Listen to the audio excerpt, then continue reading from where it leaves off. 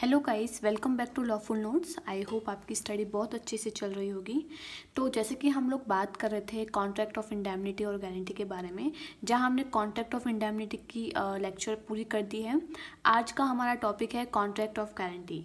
और आपको अगर नोट्स चाहिए तो मैं इस वीडियो के डिस्क्रिप्शन बॉक्स में टेलीग्राम लिंक प्रोवाइड कर दूँगी, तो उस लिंक को क्लिक करके आप ज्वाइन करें टेलीग्राम ग्रुप को। वहाँ पर आपको वीडियो मिल जाएगी फ्री में, नोट्स मिल जाएंगे। Okay, so contract of guarantee section 126 में इसकी डेफिनेशन गिवन है, जहाँ पे लिखा है a contract of guarantee is a contract to perform promise और discharge the liability of third person in case of his default. Contract of guarantee एक ऐसा कॉन्ट्रैक्ट है जहाँ पे एक पर्सन थर्ड पर्सन के लिए गारंटी देता है कि अगर ये डिफ़ॉल्ट करता है किस चीज़ में, related the discharge the liability, अगर वो लायबिलिटी अपनी परफॉर्म नहीं करता है या फिर प्रॉमिस परफॉर्म नहीं करता है तो मैं देखूंगा। तो इसमें 3 पार्टीज इन्वॉल्व है। पहला है surety, principal, debtor and creditor. Surety कौन है? जो पर्सन गारंटी देता है, इसको हम लोग गारंटर भी कहेंगे श्योरिटी को। ठीक है, किसको देता है? क्रेडिटर को। The person to whom the guarantee is given, जिसको गारंटी दी जा रही है, किसके रिगार्डिंग दी जा रही है? प्रिंसिपल डेटर के रिगार्डिंग। तो श्योरिटी कौन है? श्योरिटी वो पर्सन है जो गारंटी देता है। किसकी गारंटी? प्रिंसिपल डेटर की। The person in respect whose default the guarantee is given. और क्रेडिटर वो पर्सन है जिसको गारंटी दी जाती है। आपको एक एग्जाम्पल से समझ में आएगा। C request A to lend ₹1000 to B. C ने रिक्वेस्ट किया ए को कि वो बी को जो है 1000 रुपये दे दे, and agrees that if B fails to repay the amount, और उसने अग्री किया कि अगर बी नाकामयाब हो जाता है अमाउंट को पे करने में, देन ही विल पे, तो वो उसको फिर वो पे करेगा। तो this is the contract of guarantee. यानी कि जो श्योरिटी है वो गारंटी देता है प्रिंसिपल डेटर की, किसको? क्रेडिटर को। तो यहाँ पे सी कौन है? गारंटर है, यानी कि जो इसको हम श्योरिटी भी कहेंगे। ए कौन है? क्रेडिटर है। और बी कौन है? यहाँ पे प्रिंसिपल डेटर। अब हम इसके देखते हैं इसेंशियल्स। तो देखो, सबसे पहला निकल के जो हमारा एसेंशियल आया कि 3 पार्टीज है, इसमें 3 पार्टी है। पहला है श्योरिटी, जो श्योरिटी देता है किसकी? प्रिंसिपल डेटर की। किसको? क्रेडिटर को। ठीक है, तो यहाँ पे 3 कॉन्ट्रैक्ट्स भी बिल्डअप होते हैं। They are the 3 contracts in a guarantee between the creditor and principal debtor, एक इसके बीच में और इसके बीच में, between the creditor and the surety, and implied contract between the principal debtor and the surety. ठीक है, थर्ड है free consent, a contract of guarantee which has been obtained by creditor by means of misrepresentation, non-disclosure of material facts, or by means of keeping silence as to material circumstances is invalid। तो contract of guarantee अगर ऐसे performed हो रही है जहाँ पे जो creditor है वो मिस रिप्रेजेंटेशन से या फिर non disclosure of material facts means important facts का अगर डिस्क्लोजर नहीं किया है, अगर सब कुछ नहीं बताया है तो, और by means of keeping silence as to material circumstances, और इम्पॉर्टेंट सर्कमस्टांसेस में अगर वो चुप है तो वो इनवैलिड होंगे। ठीक है, ये सेक्शन 142 एंड 143 में गिवन है। उसके बाद में consent, both the parties have same intentions. अगर दोनों पार्टी की एक ही इंटेंशन है, एक ही कार्य को करने का वो सोचते हैं तो उसको कंसेंट कहेंगे। और कंसेंट भी कैसे होनी चाहिए? फ्री, यानी कि जोर ज़बरदस्ती वाली नहीं होनी चाहिए। तो consent of all 3 parties is must for a valid contract of guarantee. So it may be either express or implied. ठीक है, दोनों तरीके से हो सकता है। Express means oral and written, और implied means by the way of conduct. Next up is capacity to contract. देखो, हमने वैलिड कॉन्ट्रैक्ट में पढ़ा था कि सारे इसेंशियल्स एलिमेंट्स होने चाहिए to make a valid contract, जिसमें हमने कैपेसिटी टू कॉन्ट्रैक्ट भी पढ़ा था। यानी कि पार्टीज जो है वो कैपेबल होनी चाहिए ऑफ अंडरस्टैंडिंग द थिंग, है ना। साउंड माइंड का होना चाहिए, माइनर नहीं होना चाहिए। तो generally all parties must be competent to contract to create a valid contract, ये हमने चीज़ पढ़ी थी। बट कॉन्ट्रैक्ट ऑफ गारंटी में प्रिंसिपल डेटर, यानी जिसके लिए गारंटी दी जा रही है, वो माइनर भी हो सकता है, यानी कि वो इनकॉम्पिटेंट पर्सन भी हो सकता है।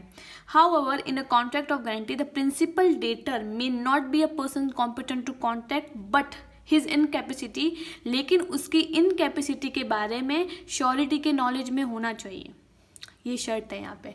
ठीक है, फोर्थ है, अच्छा ये पॉइंट थर्ड नहीं है, ये 5th पॉइंट है, ओके, ये मैंने भूल से लिख दिया है। 5th 6 7 8 9 पॉइंट है इसमें। तो मैं ऐसे ही बता रही हूँ आपको। 4th पॉइंट है डेट और liability. In a contract of guarantee, the surety undertake to pay a debt or a liability of third person in case of his default.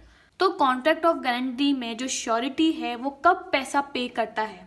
जब प्रिंसिपल डेटर डिफॉल्ट में आता है तभी पे करेगा वो, ठीक है। 5वां है at the request of principal debtor. अब प्रिंसिपल डेटर के रिक्वेस्ट पे जो श्योरिटी है या जो गारंटर है वो गारंटी देता है किसको? क्रेडिटर को। Guarantee is given by the surety at the express or implied request of principal debtor. Principal debtor ही तो रिक्वेस्ट करता है कि आप मेरे लिए गारंटी दो, किसको? क्रेडिटर को, ठीक है। 6th है राइटिंग नॉट नेसेसरी। तो कॉन्ट्रैक्ट ऑफ गारंटी जो है वो हम जरूरी नहीं है कि उसको रिटर्न में ही हो, ये ओरल और रिटर्न दोनों तरीके से हो सकता है। 7th है कंसिडरेशन। देखो अब आपका एक क्वेश्चन अराइज हो रहा होगा कि जो श्योरिटी है वो प्रिंसिपल डेटर के लिए गारंटी देता है किसको? क्रेडिटर को। तो अब श्योरिटी को क्या मिल रहा है इसके बदले? वो क्यों डेट पे करेगा? सीधी सी बात है, अगर वो उसकी गारंटी देता है क्रेडिटर को तो श्योरिटी को मिल क्या रहा है? क्या कंसिडरेशन मिल रही है यहाँ पे श्योरिटी को? ये क्वेश्चन है, इसमें आपको समझ में आ जाएगा जो सेक्शन 127 में गिवन है।